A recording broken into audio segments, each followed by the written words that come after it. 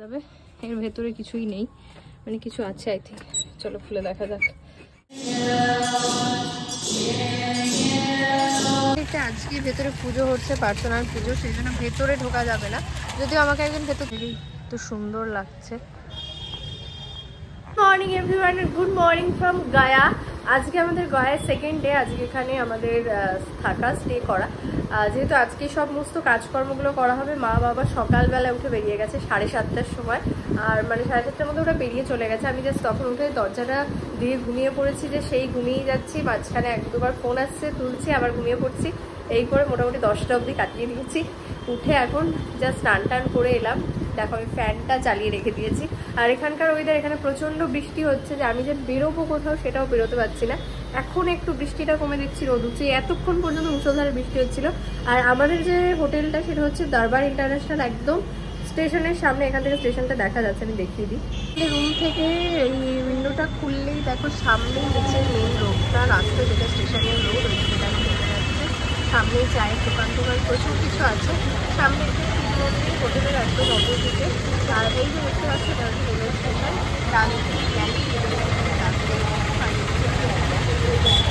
এখানে আমাদের রুমে একটা ব্যালকনি আছে, বাট এটার চাবি হারিয়ে গেছে, তো এটা খোলা যাবে না। রুমটা আমি এখান থেকে দেখিয়ে দিই। এটা হচ্ছে আমাদের রুমটা, দরবার ইন্টারন্যাশনালের রুম। এখানে কিন্তু ঠান্ডা সেরকম নেই, সকালে বৃষ্টি হয়েছে, বাট তাও ঠান্ডাটা কিন্তু বাইরে নেই। সবাই দেখো নর্মাল জামা কাপড় পোশাক আশাক পরেই আছে, সোয়েটারও পরেছে, কেউ কেউ পরেনি। কেন রাস্তা দেখো, দেখলেই বুঝতে পারবে যে এইমাত্র বৃষ্টি হয়েছে। রোদটা হালকা বেরোচ্ছে, আবার বেরোচ্ছে না। মা আর বাবার কাজ হয়ে গেছে, ওরা চলে এসছে ভারত সেবাশ্রম সংঘ থেকে, মানে সঙ্গে। আমি চলে যাচ্ছি হোটেল থেকে বেরিয়ে। আর এই রাস্তাটা স্টেশন রোড, যেহেতু এত জমজমাট সবসময়। বৃষ্টিটা কমে গেছিলো, কিন্তু মানে রোদ উঠছিল হালকা, আবার এখন মেঘলা মেঘলা হয়ে আসছে। তো যাই না এরপরে কোথায় কখন কী করবো, বা কোথাও আদৌ বেরোতে পারবো কিনা। যাই হোক, এখন আপাতত ওদের সাথে কি দেখা করি, তারপরেরটা পরে দেখছি। আর আমরা ওখানেই আশা করি প্রসাদ পাবো, ভারত সেবাশ্রম সঙ্গে ওখানেই আছে ওরা। আমি সকাল থেকে আজকে চাটাও খাইনি, মানে একা থাকলে যেটা হয় আর কি, অলসতা। তো সেই করে চাটাও খাওয়া হয়নি। ওখানে গিয়ে সামনে চায়ের দোকানটা দারুণ চা করে। আর আমরা জানি যে এখানকার মানে বিহারে যে দুধ চাটা বানায় সেটা হচ্ছে সব থেকে ভালো হয় খেতে। মানে ওরা এত সুন্দর ঘরনিতে চা বানায়, আর ওই দাদার চাটাও ভীষণ ভালো খেতে। দেখি যদি পাওয়া যায় ওটাই আর খাবো।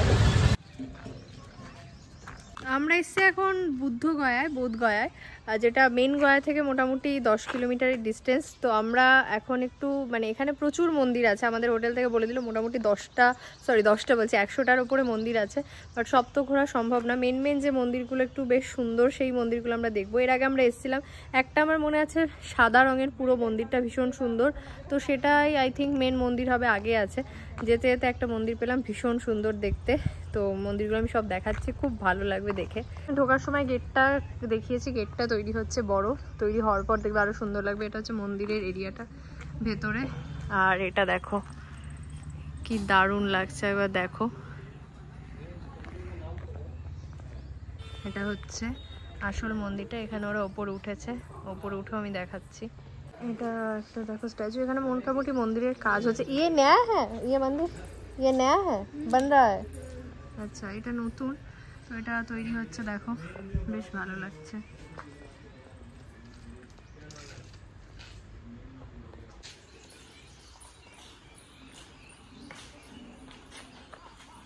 তো দেখো মন্দিরটা এত সুন্দর লাগছে এখান থেকে।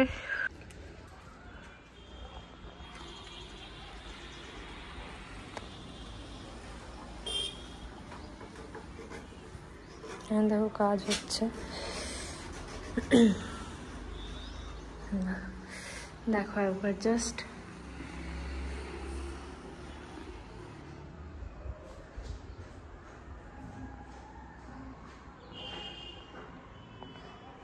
এখানে এখনো প্রচুর কাজ বাকি আছে, এই মন্দিরটা নতুন হচ্ছে জাস্ট, খুবই সুন্দর লাগে। দেখো এই ঘন্টাটা এখনো বাজানো যায় না, এখানে একটু ওপরে ওঠা যায়, তো আমি একটু ওপরে উঠে ওপর থেকে একটু দেখিয়ে দিই, ভালো লাগবে আই থিঙ্ক। ব্যাস জাস্ট এখান থেকে মন্দিরটা দেখা যাবে সুন্দর, এখানে গোল করে ঘোরা যাবে। এর ভেতরে কিছুই নেই, মানে কিছু আছে আই থিঙ্ক। চলো খুলে দেখা যাক। বকা টকা খাবো হয়তো। তো এটা ঘর, এটা ওদের থাকার ঘর।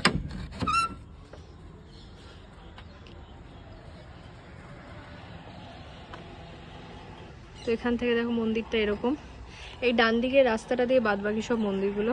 তো চলো যাই। তো মন্দিরের গেট এটা, ঢুকে এটা মন্দির, পেছনে কিন্তু আরও একটা মন্দির তৈরি হচ্ছে, ওটা এখনো কিছুই হয়নি, সো আর দেখাতে পারলাম না। আমরা বেরিয়ে যাচ্ছি সেকেন্ড মোনাস্ট্রির সামনে, যেটা একদম কাছে। ওই মোনাস্ট্রি থেকে জাস্ট গাড়িতে 2 থেকে 3 মিনিট লাগলো। আমরা সামনে দাঁড়িয়ে আছি, এই দিক দিয়ে ঢোকার গেট, সামনেটাই বেশ ভালো লাগছে। হচ্ছে মোনাস্ট্রিতে যাওয়ার রাস্তাটা, আর ডান দিকে এটা অনেকটা বড়, যাওয়ার রাস্তাটাও বেশ সুন্দর। একটু অন্ধকার অন্ধকার হয়ে যাচ্ছে, আর আজকে সারাদিনটাই পুরো মেঘলা বলে এরকম একটা ওয়েদার লাগছে, নালে যাটা হচ্ছে দেখো এন্ট্রান্স।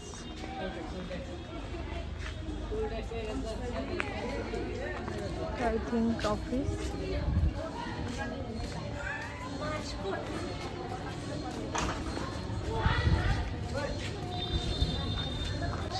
আমরা এদিকে যাচ্ছি। হ্যাঁ বল। দিক দিয়ে দেখো অনেকটাই ঘুরে ঘুরে যাওয়া, আর এখানে সব লামাজরা।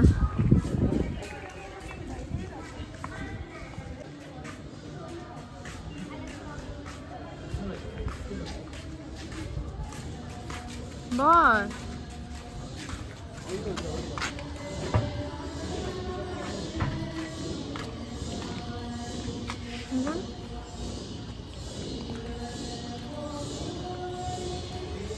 এখান থেকে দেখো এই জিনিসগুলো বেশ ভালো লাগছে। এই মনেস্ট্রিটা কিন্তু অনেকটা বড়, বেশ বড় লাগছে। এদিকে দেখো এটা হচ্ছে এন্ট্রান্স।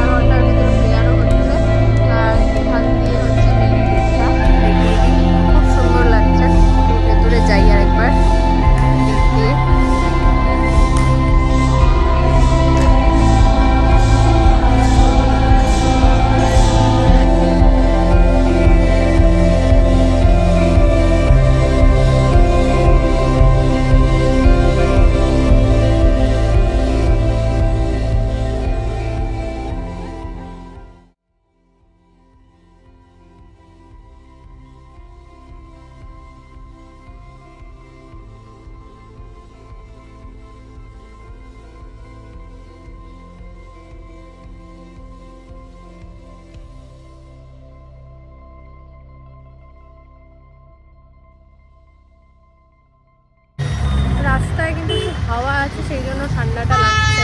তাছাড়া খুব একটা ঠান্ডা নেই এখানে, কিন্তু কলকাতা বা ওই দিকটার মধ্যে ঠান্ডা অনেকটা কমে গেছে। তো এই রাস্তাতেই মোটামুটি সব মন্দিরগুলো, মানে মনাস্ট্রিগুলো পরপর। এখন যে মনাস্ট্রিটায় যাচ্ছি এটা খুবই সুন্দর দেখতে, সাদা একদম পুরো। তো সেটাতেই যাচ্ছি। এখানে পরপর 2-3টে মনাস্ট্রি পাশাপাশি, প্লাস মেডিটেশন সেন্টার, আর হচ্ছে বোধগয়া সায়েন্স মিউজিয়াম, সেটাও আছে সেইটার সামনেই। সায়েন্স মিউজিয়ামটায় আমরা যাচ্ছি না, আমরা যাচ্ছি মোনাস্ট্রিটায়।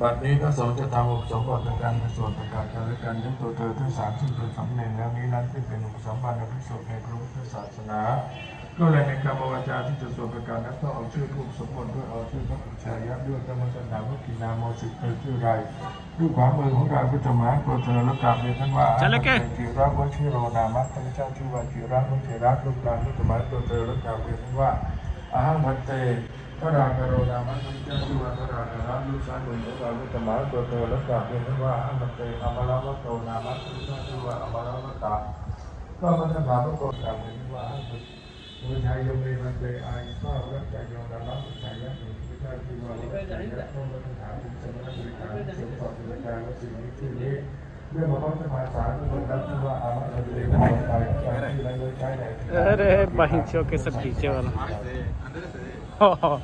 अयन्ते पतो आपके कर फोटो खींच अयन्ते पतो अयं संभाति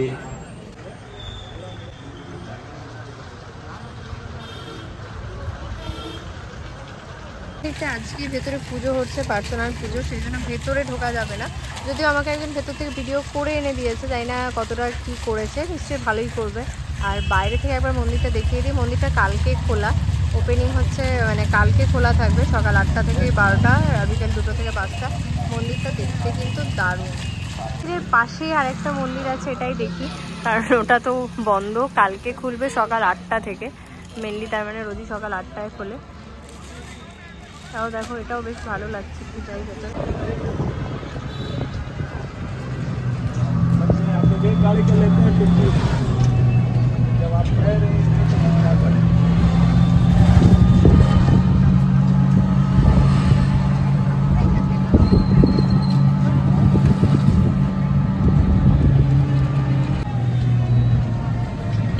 चाइनीज का टेम्पल सारा मंदिर बंद हो जाता है। আচ্ছা, फूड वाला देखिए ना, হ্যাঁ, बड़ा वाला स्टैचू देखे हैं। মেন মন্দিরে যাচ্ছিলাম, যেতে যেতে যেটা এলাম সেটা হচ্ছে সব থেকে বড় বুদ্ধা স্ট্যাচু। এখানে প্রচণ্ড ভিড়, এটা বন্ধ হয়ে যায় 5:30টায়, তো সেই জন্য আমরা এটা আগে এলাম। আমাদের বেসিক্যালি গাড়ি দেখে একটা টোটো নিতে হয়েছে, কারণ মেন মন্দিরে যাওয়ার রাস্তায় নো এন্ট্রি, আর সেই জন্য ওনার কাছ থেকে শোনার জন্য আমরা এটাও দেখে ফেলতে পারলাম তাড়াতাড়ি। তো সুন্দর লাগছে, সামনেই প্রচুর লোক, মানে প্রচণ্ড ভিড় সামনেটাতে।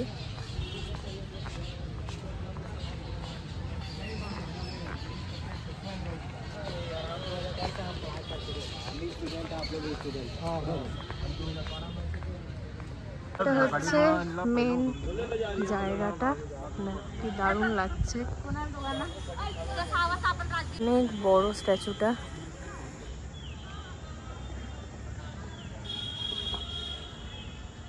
জায়গাটা ঠিক খানিকটা এরকম।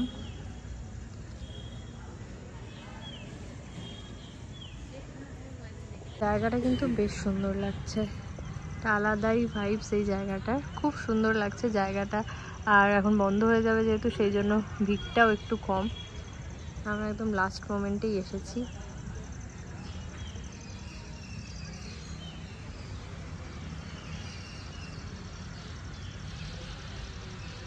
আরেকটা মন্দির,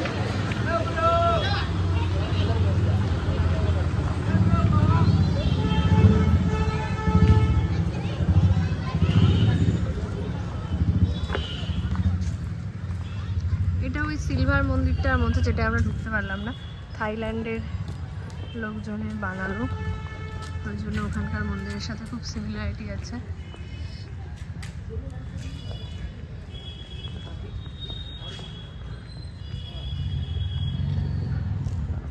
ঢোকা যায় না বাইরে থেকে।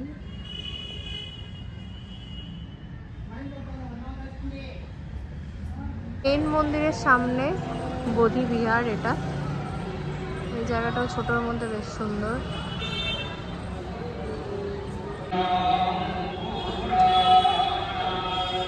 টোটো করে আমরা মেন মন্দিরটা ঘুরলাম, তার আগে আমরা যেটা বুদ্ধ স্ট্যাচু সেখানেও গেছিলাম, আরেকটা মন্দির ঘুরলাম থাইল্যান্ডে। তো সব ঘুরে এখন ফিরে যাচ্ছি। মেন মন্দিরের মধ্যে কিন্তু ফোন অ্যালাউড নয়, বাইরেই ফোন তোমাকে জমা করে যেতে হবে, ফোনের কাউন্টার আছে, আর জুতো রাখার কাউন্টার, যেগুলো সব কিছু কিন্তু নিঃশুল্ক, মানে ফ্রি অফ কস্ট। ওখানে রেখে গোটা মন্দিরটা ঘুরে আসার পর আবার মোবাইল নিয়ে আসতে হবে। তো মন্দিরটা ভীষণই সুন্দর, পুরনো মন্দির দেখেই বোঝা যাচ্ছে, খুব সুন্দর, অনেকটা বড় মন্দির, মানে গোটা মন্দিরটা ঘুরতেই অনেকটা সময় লাগবে। তো ঘুরে টুরে এখন আমরা ফিরে যাচ্ছি আবার গয়াতে, যেখানে আমরা মানে আছি। তো বুদ্ধগয়াতেও কিন্তু মেনলি প্রচুর হোটেল আছে, প্রচুর মার্কেট আছে, অনেক বড় মার্কেট। আর এখানেও কিন্তু থাকতে পারো চাইলে, প্রচুর হোটেলের অপশান এখানে পেয়ে যাবে, অনেক ভালো ভালো হোটেল।